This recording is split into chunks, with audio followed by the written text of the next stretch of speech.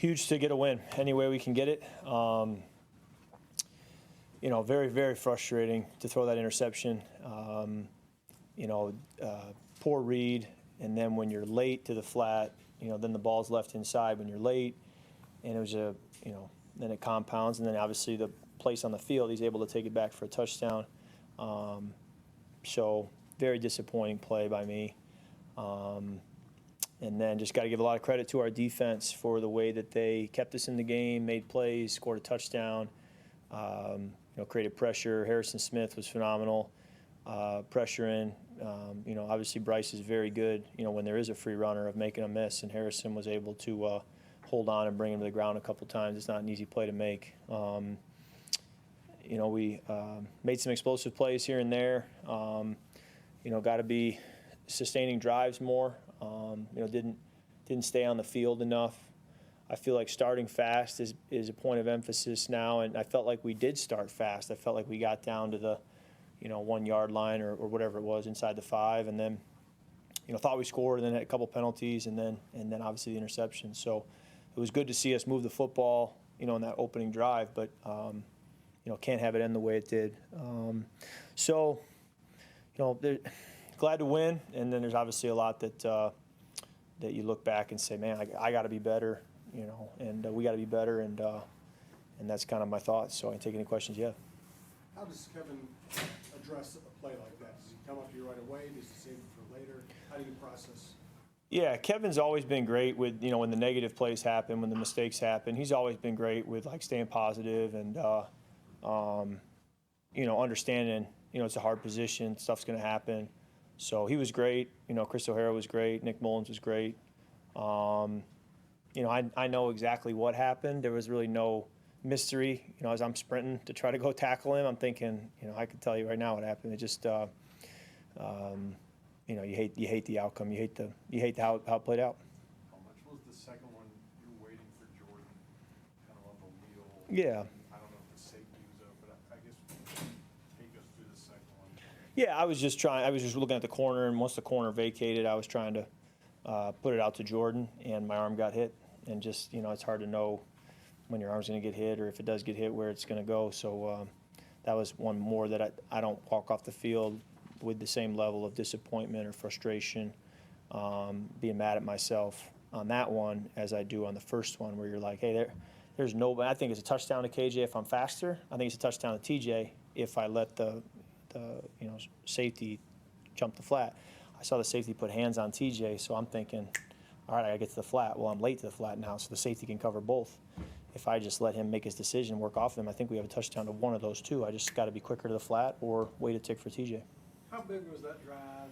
You're up 14-13 after you get a scripted score, stop them, and it gives you some comfortability a little bit, 8-point lead.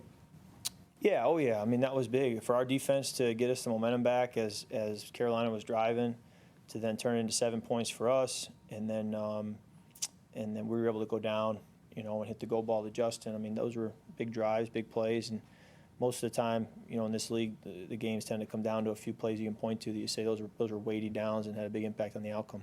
I remember you talked in the week 1 interception, kind of moving from TJ to KJ. Yeah, yeah. What is the fine line there of getting the timing right of going through your progressions and what it looks like? I mean, it's every play. Every single play, you're basically saying yes, no to every time you go through progression. So, you're not going to bat 1,000. You'd love to bat 1,000. You kind of try to hold yourself to that standard, but we've obviously paid the price here on on a couple really, one in week 1 and then this week. And then there's others where you didn't pull the trigger and we're coming to the sideline. It's like, hey, you gotta take that, so it goes both ways too. But that one, really bothered me, frustrated me, and that's where you have to keep playing, and you have to just keep going, and we were able to do that today. I mean, it's obviously your job to go after the guy when he's coming to the field. What was some of the way you're chasing after him just motivated by frustration there? Yeah, I mean, you always say, what's important now? Well, I just threw an interception. He's probably takes back for touchdown. So what's important now? Don't let him do that. So also you have pride, right? You don't want to be slow. So it's like set the right angle, try to make him cut back to maybe somebody else. He had a bit of a cavalry leading him, but I thought, maybe I can go low and, try to get him out of bounds or whatever. But obviously he made a good play, and it was very disappointing. Historically, one team's only made it out of an 0-4 hole.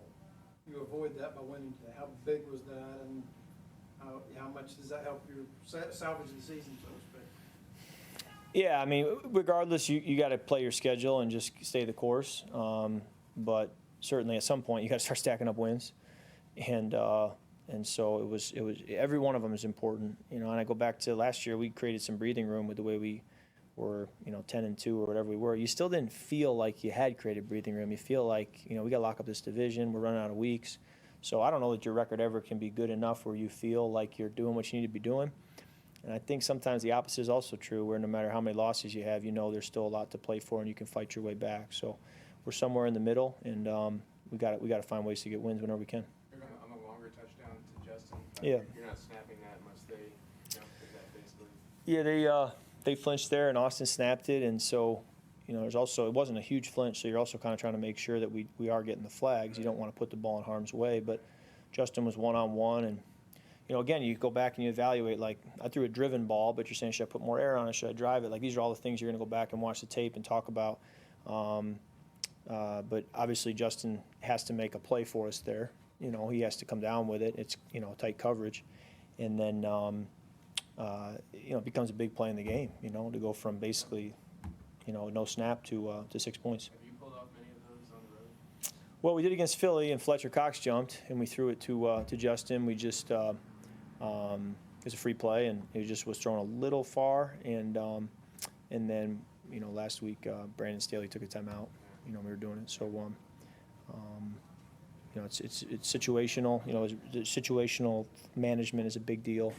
They come up in every game, and it's hard. It's hard to stay on top of all these situations, but it's what we got to do.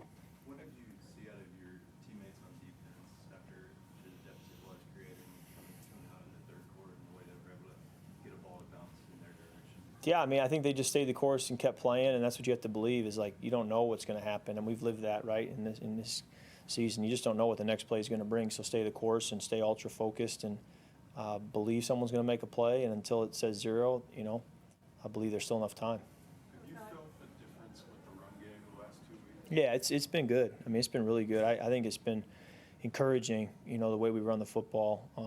Because it's one thing to have an explosive run here or there, but if you're getting negative runs or 0-yard runs, it's not sustainable. And I think what we've had is the 5-yard runs, the 6-yard runs, the 10-yard runs, and then been able to make that repeatable. And when you can do that, that's where I think you really can impact the game and lean on it. And Kevin, you got to give him a lot of credit for, really leaning on the run game. And then I got to give a lot of credit to, our scheme and the guys blocking and Alex and Cam and people running, because I think for us to dig out of this hole, as you were talking about, our ability to run the football the last 2 weeks, I think it's really encouraging. Cam was talking about getting the confidence from you guys, showing what he can do. Yeah. How about that today for him? He was great. He was hilarious. He's in the locker room, like, talking to himself, like, come on, Cam, you got this. And he was really good for morale. And then he gets in the game. I had never played with him, right? He's just been practice. So he's in the huddle, and he's doing the same thing. Like, I call a run. He's like, you got this, Cam. Like, and it was awesome. I was like, this guy's really good for morale. And then we called a pass, and I thought he did it again. He's like, we got this. Like, let's. So anyways, I really appreciate his morale. Sometimes you're in the fight, and it's a heavy, weighty deal. And when you get, when Cam was in there, it was like, I like this guy. This guy's bringing good energy to our huddle and to the line of scrimmage, so I can roll with this. So that was awesome. All righty. Thanks, guys.